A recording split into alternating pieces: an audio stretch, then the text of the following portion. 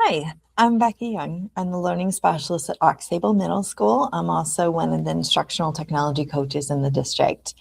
And I want to show you a really easy way to make multimedia content for your students. So when we're thinking about all the different ways that students engage with information, we have reading, and it could be on paper or online. We have video, we have podcasts, all sorts of things. And so it's a great thing to be able to give your students all of these options. But I know I don't have time for finding a video, a podcast, an article for everything. And I'm sure you don't have that time either. So I'm going to show you a way to use NotebookLM and how to take an article, for example, or part of the textbook or some sort of text or anything, and how to turn it into a podcast and a video without too much work. So I have this article. I'm going to grab the link. I'm going to go to notebooklm.google.com. So NotebookLM is a Google product. It is a language model. That's what LM stands for. And what's awesome about it is instead of using all of the things that Gemini or ChatGPT or any other large language model, they are trained on all sorts of things from the whole internet. So it could be anything. NotebookLM, whatever you give it as a source, that's the only thing it's going to pull from. So it's really great when we want to narrow it down. This is the information for my students. I know it's accurate. I know it's what they need to know. And it's just really nice because it's just what you want it to pull from.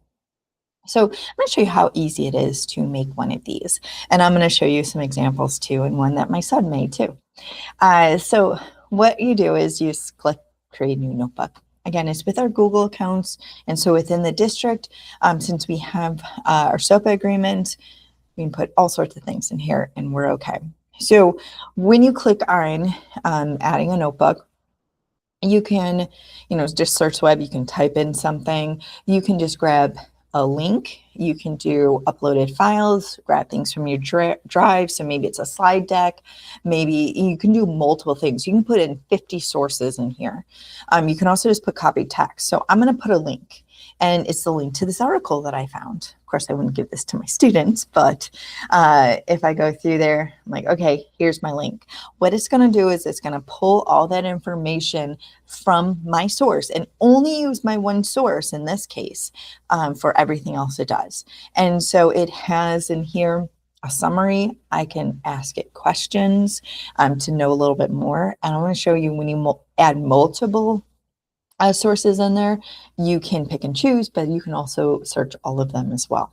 I can change the name of it, but what I really want to show you, so on the left-hand side, we have sources, middle is a chat, and so that's where, you're think about when you would chat with Gemini or ChatGPT, and then the right-hand side is a studio, and they keep adding things to this, and it keeps getting better and better. Two I really want to point out is audio overview, which will create a podcast, and it has two people talking and they sound like humans and it's totally natural. And also video overview. And so it's going to be an explainer video. And you can, they keep adding things in here, of course. But all you do is you click on it to make it. And so I click the audio overview. That's my podcast. And then I clicked video overview. That's my video. And then it takes a little while. So what I'm going to do is I'm going to go have a snack and then come back and all my work will be done for me. But to the magic of TV, not really magic of, I already did this before. While it's going to make my video and podcast, I'm going to come over here. And I already did this one. And this is the one that was shared in the IVP presentation for middle school. So it made me a video that when I click play, I have my video. I don't have the sound shared, but you're going to see this video. And they all look kind of similar. So it is very similar, all the formats. So, and then we also have a podcast. And again, when you click on the play button, you hear it, it talks to it. You can actually interact with it, which is wild. And so it has these different videos. You can't edit them or anything, but I didn't have to find a video that also matched the information, and I didn't find a podcast that also matched the information. I made them. So now I can present to students. I can say, you can either read it, listen to it, or watch it. And now I'm providing choice. Now I'm providing different modalities, which is a great thing for our students and for all of us as well. So what I would do is 3 dots. I download them. And then I'd either attach them or upload them to my Google Drive and share through that way. So I just click download, and then it opens up when it's going to go through there. And then in here, I would just, again, 3 dots, download.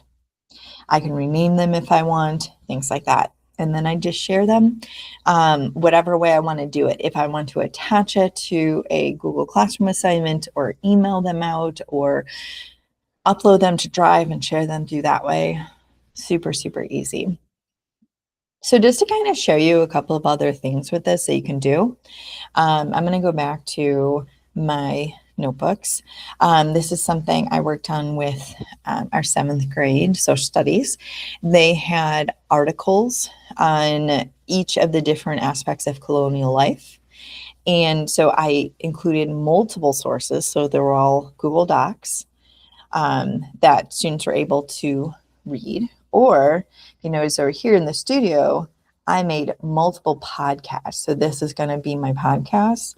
And I renamed them because you can do 3 dots, rename.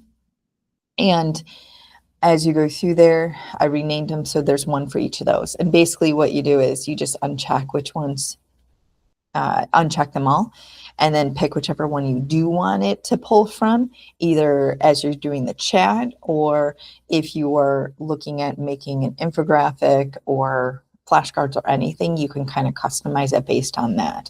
And so I made those, downloaded them, added them into a choice board. And so students had a choice between reading or listening in that case.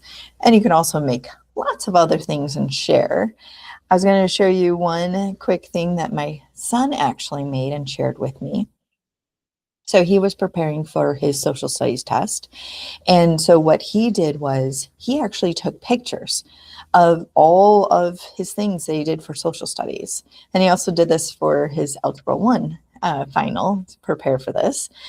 So he took pictures of everything, included all in here. And what's great about it is, so he shared this with me. I can type in there, I can ask some questions.